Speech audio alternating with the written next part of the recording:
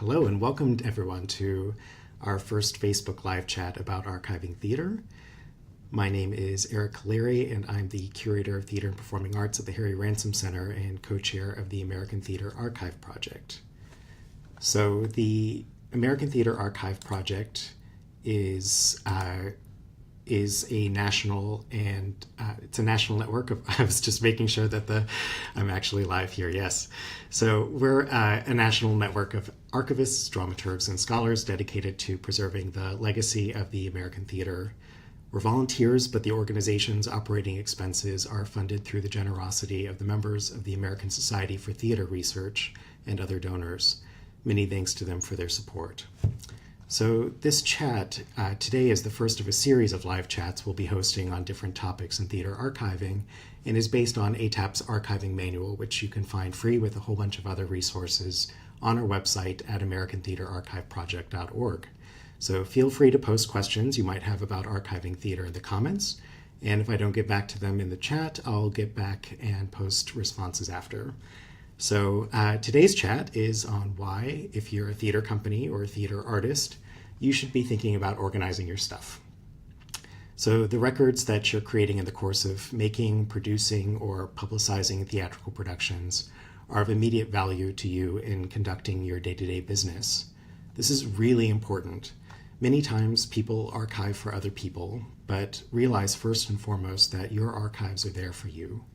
So maybe your founder or longtime artistic director is stepping down and you're doing some sort of a retrospective, or you're applying for a major grant and you've got to account for all the work that you've done up until this point. Or maybe, God forbid, you're being audited. Or maybe the local paper has called you up and they're looking for some press image from a show that you did like 10 years ago. Or maybe you and your company are moving to a new home, or maybe you're mounting a revival of that production you did, but you don't know exactly how you did it.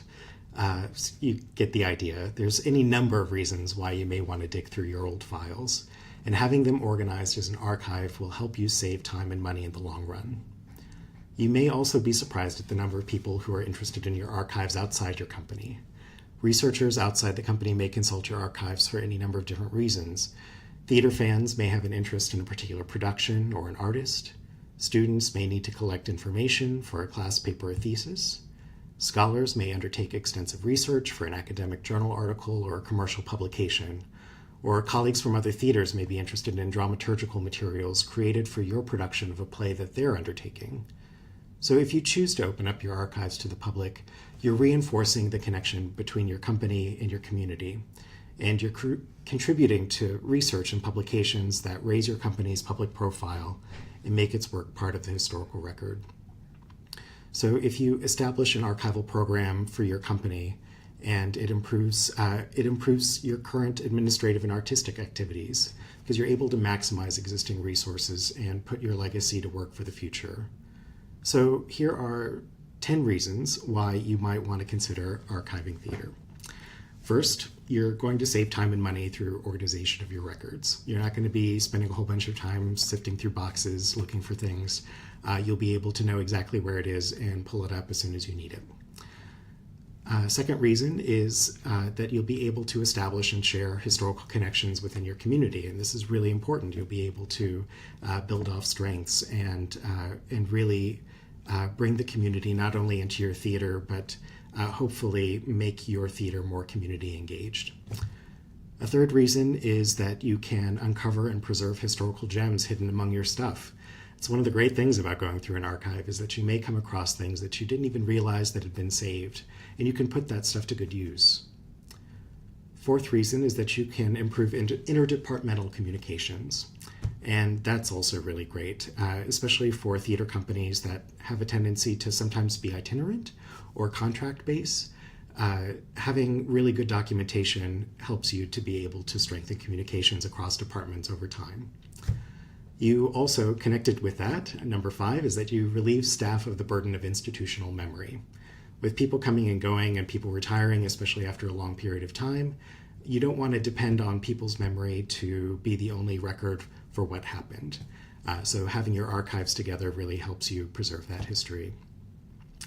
Number 6 is that it gives you an opportunity to engage with students or veteran volunteers or retired staff as labor, as people who can help connect with you and invest their time in the company and being able to preserve the history and heritage of that company.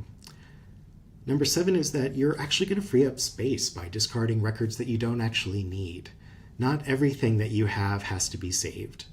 And so one of the things that we'll be talking about in a future chat is how do you make that how do you distinguish between the records that you want to save and the records that you can maybe toss away.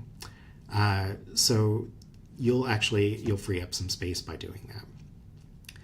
Another reason, number 8, is that you can collaborate with local and national educational and cultural institutions. If you have ready access to your collections, some museums, some archives, libraries, community centers, arts organizations, they'll be able to share in those resources and help paint a picture about arts in your community. Number 9, and this is a big one, you can potentially attract legacy-specific grant money.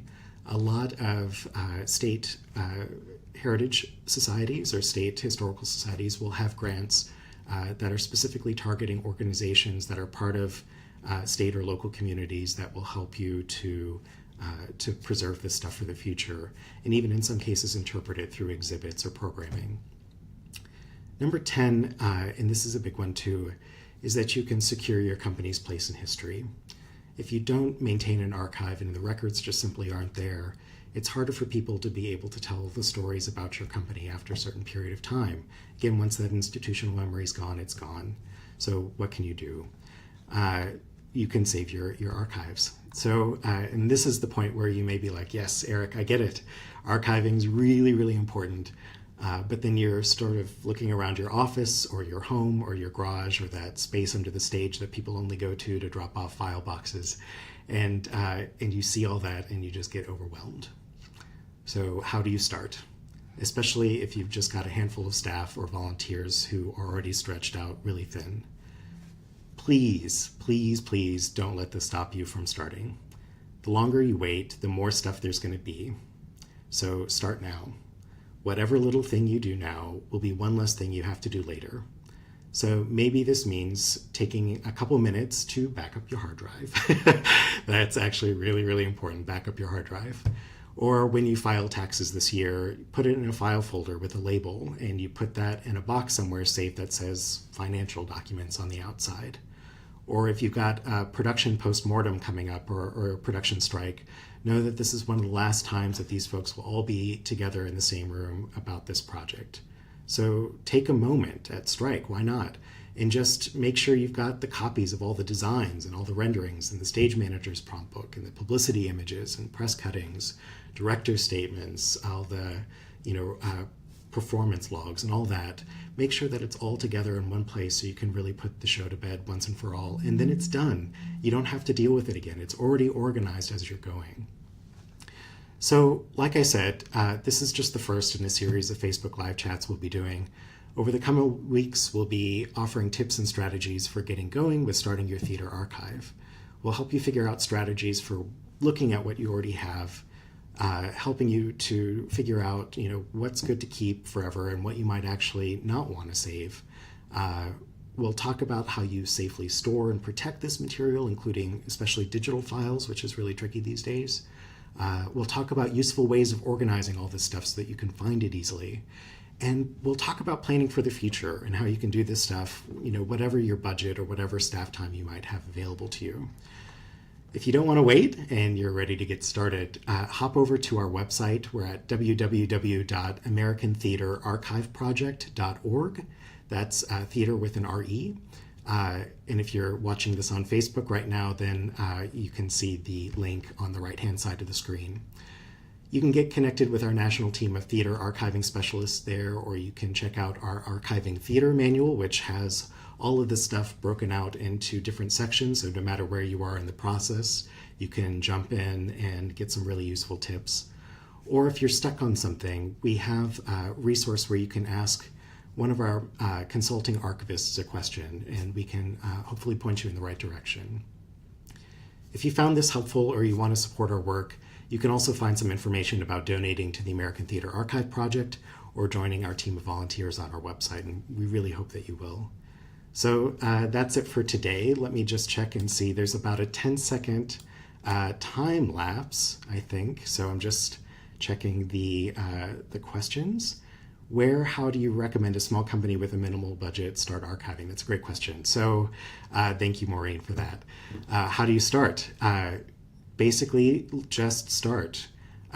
Take a look around and see what you already have. Go onto our website, and again, we'll be talking about more of this in the future, but there's information about lists of things that you might want to take a look for that you're probably already collecting and maybe don't even realize it. So take a look for that kind of stuff, and there's a list. It's called a retention schedule of ideas of things that you might want to keep and things that you might want to discard, and those things might be financial records that you're not supposed to keep for a while, or human resources files that it's actually against the law to keep after a certain period of time, perhaps. So take a look at that, and that might help as well. But the biggest advice is just to stay tuned, and we'll be back with more tips and information. So thanks for everyone who's watching today, and then also for the people who are chiming in later and watching this archived. We'll be back again at a later time with some more tips. You can also continue to post questions on our Facebook page, and we'll get back to those as soon as we can.